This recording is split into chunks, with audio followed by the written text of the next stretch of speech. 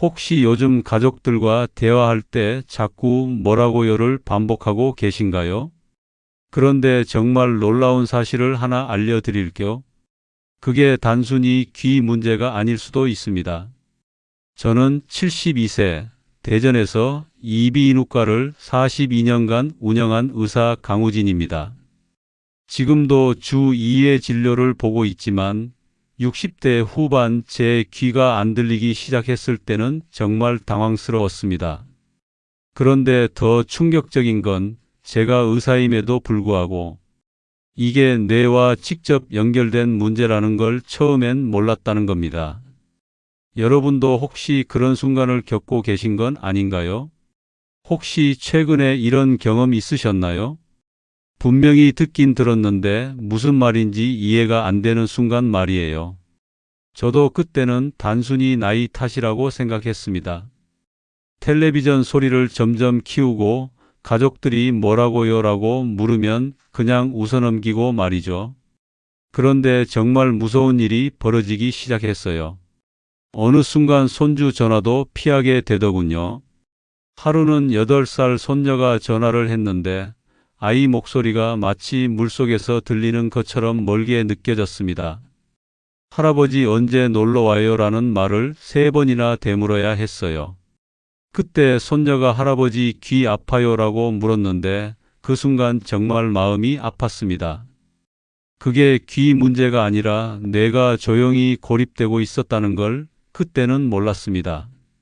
사실 의학적으로 말하면 우리 뇌는 하루에 받는 정보의 60% 이상을 청각에 의존하거든요. 그런데 그 통로가 막히기 시작하면 뇌는 마치 외딴 섬에 갇힌 것처럼 되는 거예요. 그러다 우연히 알게 된 귀 훈련법을 시작했어요.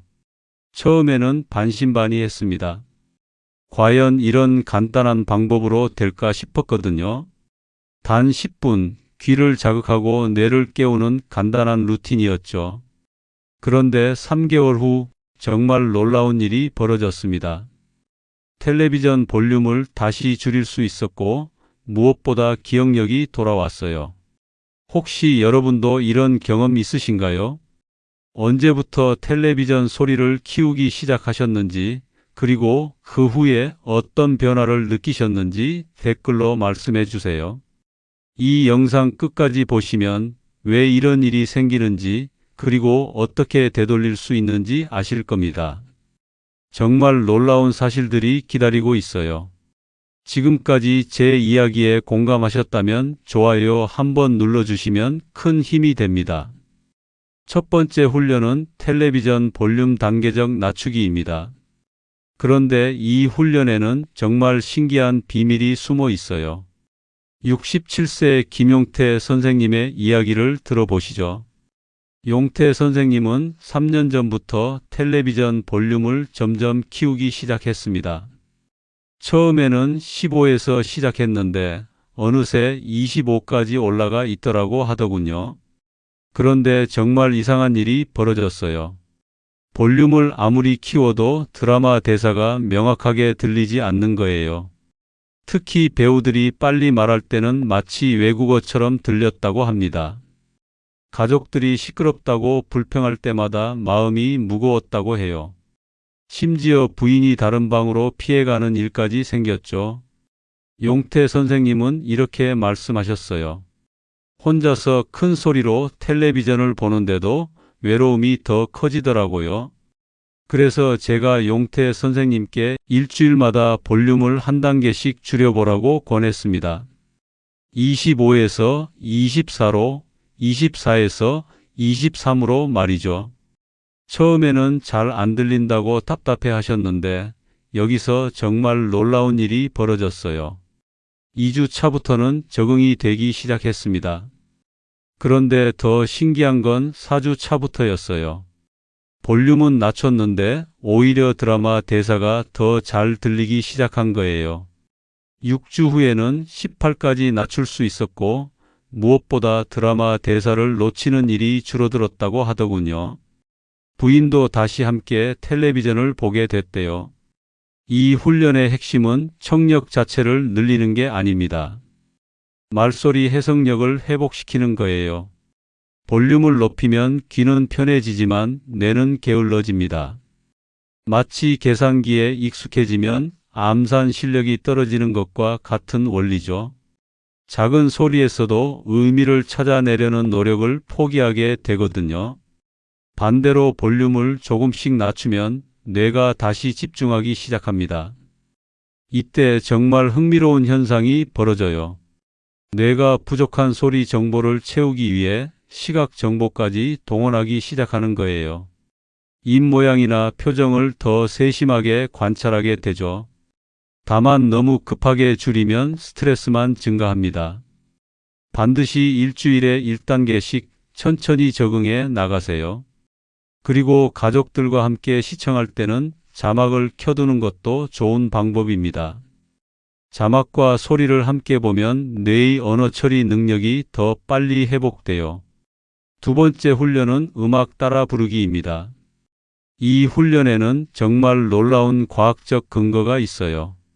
70세 박혜란 선생님의 경험담을 들어보시죠. 혜란 선생님은 젊었을 때부터 트로트를 좋아하셨는데 60대 후반부터는 가사가 잘 들리지 않아 노래 듣는 재미가 반감됐다고 하셨습니다. 특히 빠른 트로트는 가사가 뭉쳐서 들리더라고 해요. 그래서 매일 아침 좋아하는 노래 한 곡을 틀어놓고 따라 부르는 훈련을 시작했어요. 처음에는 정말 우스꽝스러웠다고 하더군요. 가사를 제대로 따라가지 못해 중얼거리는 수준이었거든요. 그런데 일주일 후부터 신기한 변화가 생겼어요. 예전에 즐겨 들었던 노래의 가사가 조금씩 생각나기 시작한 거예요. 한 달 후부터는 정말 놀라운 변화가 일어났어요. 가사가 더 선명하게 들리기 시작한 거죠. 뿐만 아니라 기억력도 좋아졌습니다. 혜란 선생님은 손주 이름을 깜빡하는 일이 줄어들었다고 기뻐하셨어요. 심지어 30년 전에 불렀던 노래 가사까지 기억나기 시작했대요. 음악 따라 부르기는 단순해 보이지만 뇌의 여러 영역을 동시에 자극합니다. 귀로 듣고 뇌로 해석하고 기억에서 가사를 꺼내고 입으로 표현하는 복합적인 과정이거든요. 특히 감정과 연결된 기억을 활성화시켜 치매 예방에도 도움이 됩니다. 더 흥미로운 건 음악이 뇌의 양쪽 방구를 모두 활성화시킨다는 거예요. 일반적인 말은 주로 왼쪽 뇌에서 처리되는데 음악은 오른쪽 뇌까지 동원하거든요. 그래서 한쪽 뇌에 문제가 생겨도 다른 쪽으로 보완할 수 있어요. 노래는 본인이 좋아하는 곡이면 무엇이든 괜찮습니다. 트로트든 가요든 찬송가든 상관없어요. 중요한 건 감정적으로 연결된 곡을 선택하는 것이고 매일 꾸준히 하는 것입니다. 목에 무리가 가지 않을 정도로 편안하게 부르세요. 세 번째 훈련은 소음 속 대화 훈련입니다. 이건 정말 마법 같은 훈련이에요. 63세 이정순 선생님의 이야기를 들어보시죠. 정순 선생님은 시장에 가면 주변이 시끄러워서 상인과 대화하기 어려워했습니다. 특히 과일 가게에서 가격을 물을 때 상인이 뭐라고 대답하는지 잘 못 알아들었어요.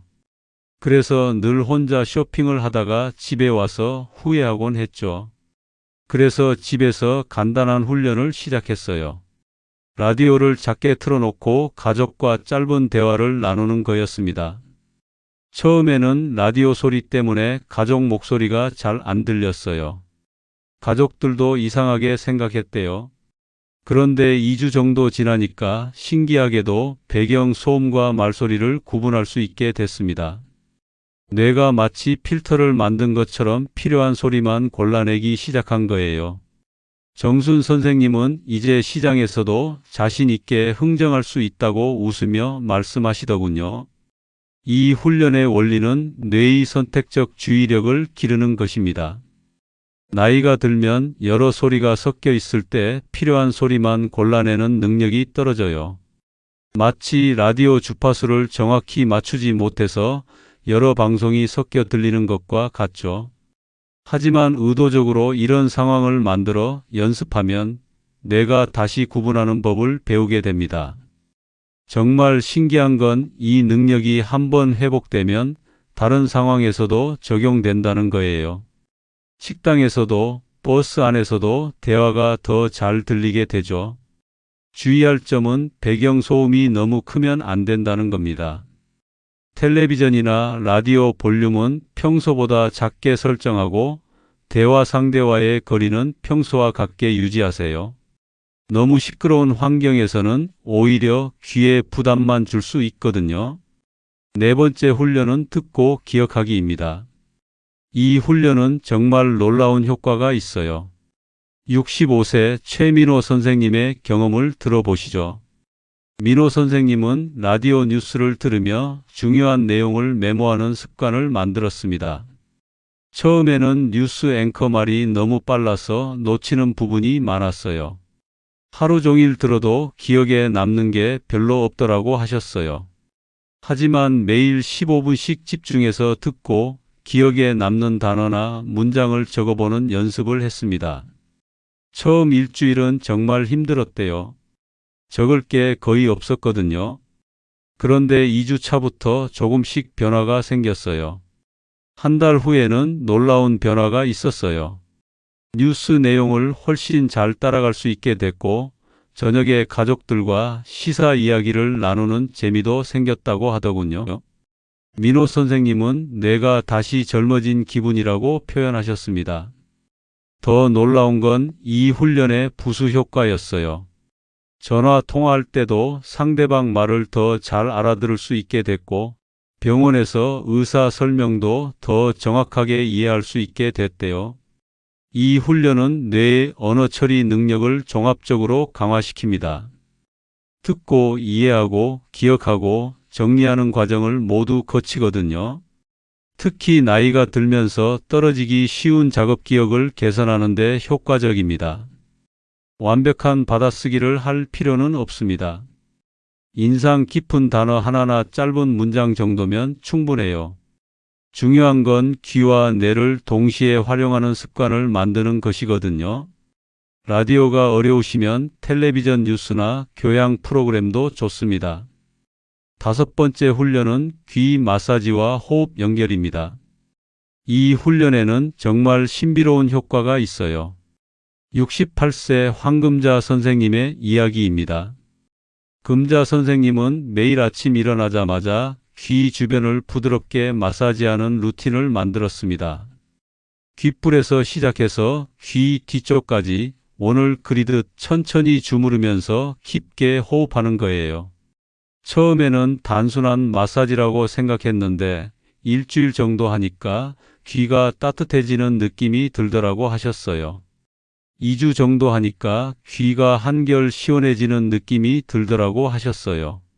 무엇보다 아침에 사람들 말소리가 더 선명하게 들린다는 걸 느꼈다고 합니다. 더 놀라운 건 부수 효과였어요. 머리가 맑아지고 잠도 더 잘 오더라고 하셨어요. 금자 선생님은 지금도 이 습관을 5년째 이어가고 계세요. 귀 마사지는 혈액순환을 개선해 청각 기능을 돕습니다. 나이가 들면 귀 주변 혈관이 좁아지면서 산소와 영양 공급이 줄어들거든요. 부드러운 마사지로 혈류를 촉진하면 귀의 기능을 어느 정도 회복시킬 수 있어요. 호흡과 연결하는 이유는 집중력을 높이기 위해서입니다.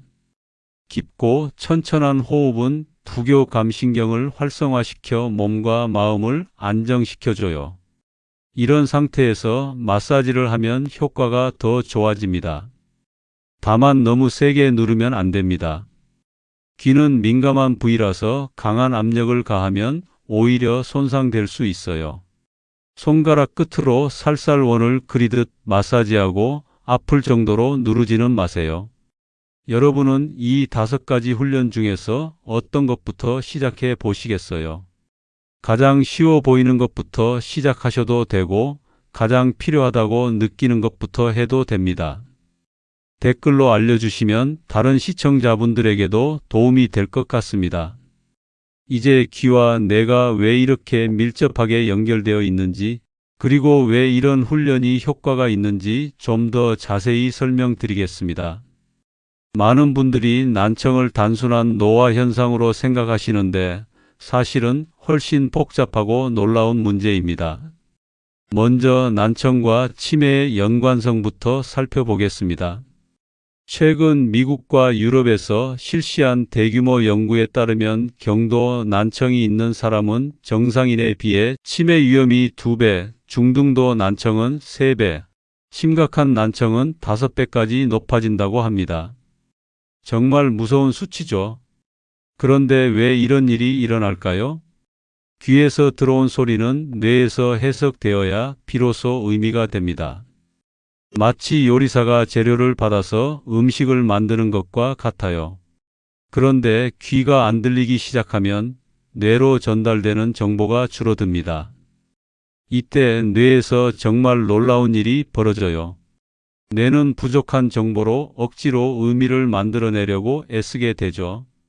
마치 퍼즐 조각 절반을 잃어버린 상태에서 전체 그림을 맞추려고 하는 것과 같아요. 이런 상황이 지속되면 뇌는 점점 피로해집니다. 청각을 담당하는 뇌 영역뿐만 아니라 기억과 사고를 담당하는 영역까지 과부하가 걸리게 되어요. 결국 뇌 전체의 기능이 저하되고 이것이 치매로 이어질 수 있는 겁니다.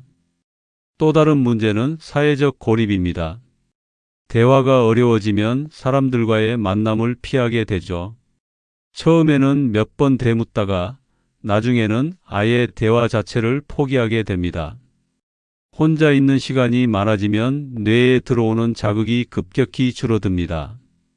뇌는 사용하지 않으면 퇴화하는 기관이거든요. 마치 운동하지 않으면 근육이 빠지는 것과 같은 원리입니다. 실제로 뇌 영상 촬영을 해보면 사회적으로 고립된 노인들의 뇌에서 위축이 더 빨리 진행되는 것을 확인할 수 있어요. 청력 손실은 단계적으로 진행됩니다. 첫 번째 단계는 고주파 소리 인식 저하입니다. 새소리나 벌레 소리 같은 높은 소리부터 안 들리기 시작해요. 이때는 일상생활에 큰 불편을 느끼지 못합니다. 그래서 대부분 그냥 넘어가게 되죠. 그런데 여기서 놓치면 안 되는 신호가 있어요. 손주들의 높은 목소리가 잘 안 들리기 시작하는 거예요. 아이들은 어른보다 높은 주파수로 말하거든요. 손주와 대화할 때 자꾸 대묻게 된다면 이미 첫 번째 단계에 진입한 것일 수 있어요. 두 번째 단계는 말소리 구분 능력 감소입니다. 특히 자음 구별이 어려워져요. 가령 가방과 나방, 동생과 총생 같은 말을 헷갈리게 됩니다. 이때부터 텔레비전 볼륨을 키우기 시작하고 사람들과의 대화에서 자꾸 대묻게 되죠. 더 구체적으로 말하면 비읍, 피읍, 미음 같은 입술소리나 시옷, 지읒 같은 마찰음을 구별하기 어려워집니다. 그래서 밥과 팝, 살과 잘 같은 말을 헷갈리게 되어요. 이 단계에서 많은 분들이 상대방이 발음이 나쁘다고 생각하시는데 사실은 본인의 청력에 변화가 생긴 거예요. 세 번째 단계는 뇌의 청각 영역 활동 저하입니다. 들어오는 정보가 부족하니까 뇌가 해당 영역 사용을 줄이게 되어요. 마치 안 쓰는 방에 전기를 끄는 것과 같습니다. 이 단계가 되면 보청기를 착용해도 예전만큼 선명하게 들리지 않을 수 있어요. 그렇다면 언제 자연 훈련을 시도하고 언제 보청기를 고려해야 할까요? 경도 난청 단계라면 앞서 말씀드린 5가지 훈련을 우선 시도해 보시기 바랍니다. 꾸준히 3개월 정도 하면 어느 정도 개선을 느낄 수 있어요. 중등도 이상의 난청이라면 보청기와 훈련을 병행하는 것이 좋습니다. 보청기로 들어오는 소리의 양을 늘리고 훈련으로 뇌의 해석 능력을 기르는 거죠. 둘 중 하나만 해서는 완전한 효과를 얻기 어렵습니다. 여기서 정말 중요한 사실을 하나 알려드릴게요. 보청기만 착용한다고 해서 바로 잘 들리는 게 아니에요. 뇌가 새로운 소리에 적응하는 시간이 필요하거든요. 보통 3개월에서 6개월 정도 걸립니다. 그래서 훈련과 병행하는 게 중요한 거예요. 다만 개인차가 큽니다. 같은 나이, 같은 정도의 난청이라도 사람마다 회복 속도가 다르거든요. 어떤 분은 한 달 만에 극적인 변화를 느끼시고 어떤 분은 6개월이 걸리기도 해요. 중요한 건 포기하지 않고 꾸준히 하는 것입니다. 귀는 단지 듣는 기관이 아닙니다. 뇌와 사람, 감정을 연결하는 문이죠. 그 문을 다시 여는데 필요한 건 하루 10분의 작은 실천입니다. 72세인 저도 지금까지 이 5가지 훈련을 계속하고 있어요. 덕분에 환자분들과의 대화를 놓치지 않을 수 있고 손주들과 전화 통화하는 것도 여전히 즐겁습니다. 무엇보다 뇌가 예전보다 더 선명해진 느낌이에요. 특히 기억에 남는 순간이 있어요. 지난달 5살 손녀가 전화를 했는데 아이가 유치원에서 있었던 일을 자세히 이야기해 주더라고요. 예전 같았으면 중간중간 놓쳤을 내용들을 모두 들을 수 있어서 정말 기뻤습니다. 손녀도 할아버지가 잘 들어준다고 좋아하더군요. 여러분도 분명히 이런 변화를 경험할 수 있어요. 오늘부터 텔레비전 볼륨을 딱 3단계만 줄여보세요. 처음에는 조금 답답할 수 있지만 일주일만 참으시면 적응됩니다. 그리고 좋아하는 노래 한 곡을 소리 내어 불러보세요. 뇌가 다시 깨어나기 시작할 것입니다. 정말 중요한 건 작은 변화부터 시작하는 거예요. 한 번에 모든 걸 바꾸려고 하면 오래 지속하기 어렵거든요. 하나씩 천천히 하지만 꾸준히 해보세요. 혹시 훈련을 하시면서 변화를 느끼시거나 궁금한 점이 생기시면 댓글로 알려주세요. 다른 시청자분들과 경험을 나누시는 것도 큰 도움이 될 거예요. 작은 변화가 큰 결과를 만듭니다. 여러분의 귀와 뇌도 다시 젊어질 수 있어요. 오늘 제가 전해드린 이야기가 도움이 되셨다면 더 많은 분들이 볼 수 있도록 구독과 좋아요로 응원해 주세요. 건강한 하루 보내세요.